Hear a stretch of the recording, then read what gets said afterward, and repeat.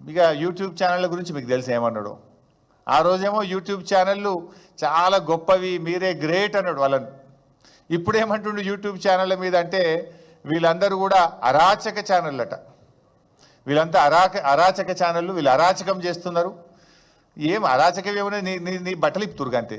ఉన్నది ఉన్నట్టు నీ సంగతి అంతా బయట పెట్టిరు.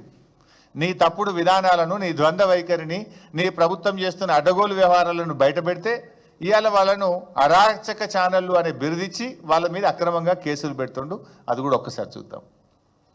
దోస్త వాడు ట్యూబ్ పెట్టుకొని ఆ ట్యూబ్ లో పెట్టుకొని వాడు మెడలో పట్టేసుకొని మెడలో ఇది కట్టుకొని వాడు నేను ట్యూబ్ కో జర్నలిస్ట్ అని బయలుదేరితే ఏది పడుతుంది మధ్యలోనే అడ్డం తోట మాట్లాడి ఎవరితో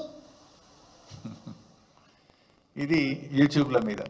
ఆ రోజు వాళ్ళనే ఎంబడబెట్టుకొని తిరిగిండు. యూట్యూబ్ ఛానల్ని ఇనాగ్రేషన్ చేసిండు, మీరే గొప్పవాళ్ళు అన్నాడు.